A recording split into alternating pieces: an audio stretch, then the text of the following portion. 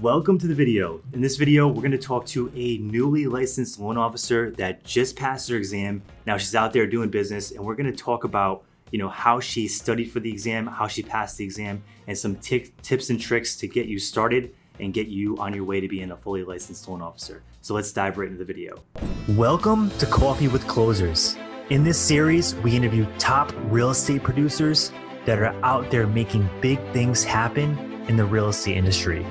That way you can learn from their failures and their big wins so you can start winning more in your real estate business. Amanda, welcome to the channel. I'm happy to have you on. I hope you can share some really valuable stuff. I know there's a lot of people out there that want to become loan officers. I know you just kind of got started within the last 3 months or so. Yeah.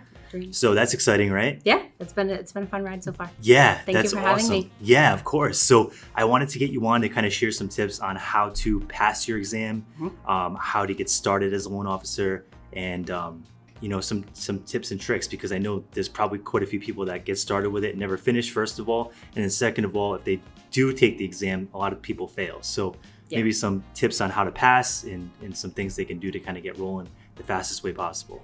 Absolutely. Yeah, no, I'm excited for it. It's definitely, the test is the hardest hump to get over at first in the beginning.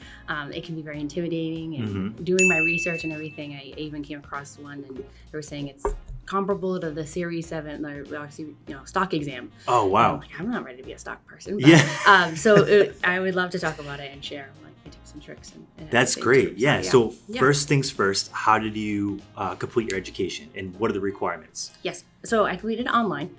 You can do online or you can do in person. I wanted to get into this industry as fast as possible, so I chose more of a self-paced online route. In person, usually about a 6-month waiting list. But if you have the opportunity to do it, I do highly recommend it because you get more of that one-on-one online learning versus online learning.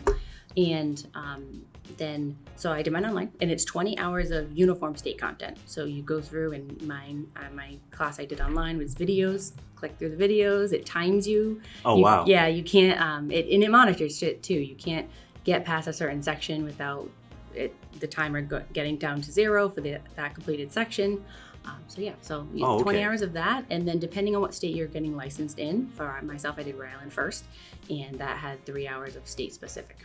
Okay. Okay. So every state is going to be different with that portion of it, but the general 20 hours is pretty much the same throughout the country. Yeah, exactly. Yep. And then when you get to the actual test, it is uniform state content. I think years back it used to be you would take your specific state's test, but now they've changed it.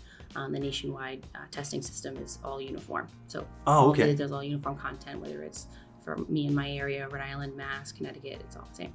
That's awesome. Okay, that's great. Now, as far as passing the test itself, do you have any specific tips, tricks, things you can do to kind of, because I'm sure there's a pretty high failure rate, right? There is, yeah. Yeah. So the failure rate for at first is about 40, or the pass rate is about 43%. It's like a 50-50 shot, pretty much. Wow. Yeah. That's not good. Yep. And I was one of those, so I speak on behalf of failing it the first time and then retaking it again. There's also requirements on how soon you can take it. So if you do fail the first time, you have to wait 30 days. Okay. After that 30 days, you can take it again, up to 2 more times, so 3 in total.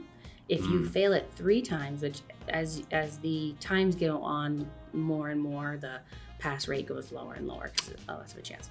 So you have to wait 6 months if you don't pass it within the first 3 tries. Wow. Yeah. So you have to pretty much wait another half a year. Exactly. Yeah. That's tough. It can be long, and it can be defeating too. So I get it. So it puts a lot of pressure, but thankfully I was not in that boat, and I just studied and did my thing. But you made it happen. Yes, exactly. That's huge. And now you mentioned there's certain study groups or anything like that helped you kind of pass. So want to share a little bit more about that?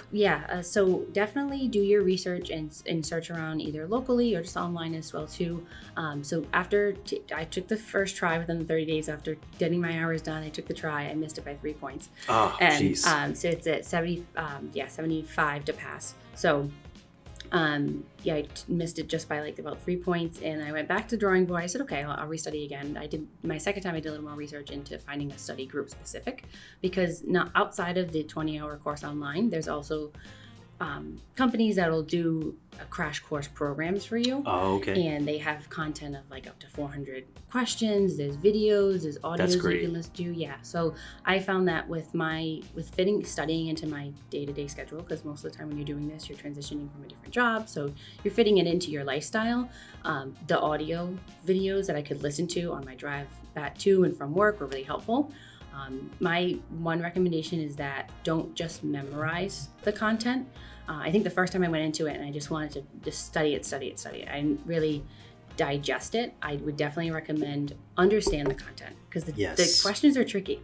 And in the mortgage world too, it's a big puzzle. So the test definitely applies that, where it's not just what is the answer, XYZ is the answer. It's like, if you had X, what would be Y if that, there's a lot of... That makes sense. Yeah, so you've got to kind of internalize it and really understand the content and not just memorize specific answers. You have to really be, knowledgeable, and they put that in the test so that they know whoever's getting licensed isn't going to go out there and make big mistakes, right? Yeah, exactly. So they really want to make sure you grasp it and you understand it, so that no matter how they ask you, you're going to still get it because you understood it. That was a big difference from my first to my second. I would definitely recommend. That makes total sense. Okay. Now, as far as the study time, when you were studying for this, were you working another job or? Yes, I had a full-time job. You were. Yeah. So basically, a lot of people out there that's watching this, they're probably doing the same thing. What time blocking did you recommend for that? Is there a certain time per day that you do, or is there a certain amount of hours you study? What's the best way to do that? For me, I took advantage of my travel. I had about an hour commute to and from work, so 2 hours a day. So I'd get in my car, and once I'd hit the road and hit the highway, I put those videos on and I just listened to them, went over them. Some of the videos were, it was like audible flashcards, which are really helpful, because they would ask the question and then I would say it off the top of my head. Instead of just and I was driving, so I was focusing on the road, but I could listen to it and it triggered me to just know it on my own. That was really helpful. So I gave about in between doing normal life, I would say give yourself 30-minute time blocks. Typically when studying, I find that if you do a little bit each day, it registers better, at least it did for me. Some people can crash course. That's what I did my first time. I just tried to crash course. I would spend a whole day and spend 4 hours studying for a day. And I didn't understand it, I didn't digest it. And then my second time doing it, instead of doing 1 or 2 long hour days, I did half hour each day. Half hour, maybe if I had an hour in between, or even just 15 minutes just to sit and do it. That makes sense. You retain a lot more that way too. Yes, exactly. That's huge. Now, is there any specific part of the exam that you found the most challenging? I know as a real estate agent, a lot of agents struggle with the law part of the exam. Yeah. They fail that part, they pass the general part.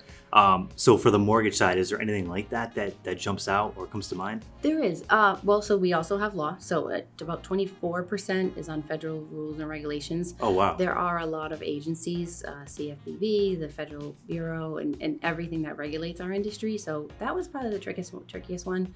Okay. Outside of that, it depends on what your skills are. I enjoy numbers and solving and formulation. So the mortgage content or activities, they call them, that's the calculations they mean. There's a few of them and it's not so bad. It's good. Basic math. Yeah. Adding, minusing, maybe some dividing, and that's about it. But I don't know, other than federal, I'd probably say the ethics tricked me up a little bit. Okay. It's more of, I used to just say, I'm a good person, I do the right thing, and I know right from wrong.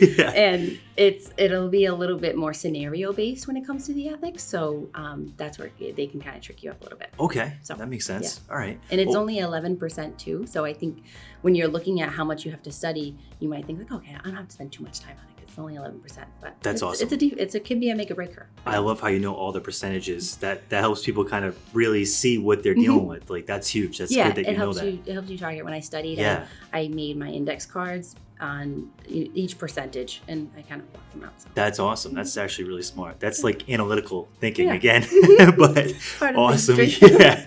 So thanks for coming on. I'm going to share this with everybody and make sure that they understand it. Hopefully some people watch this video, get their loan license this year, and get out there and start making some money with their new business. So thanks for coming on.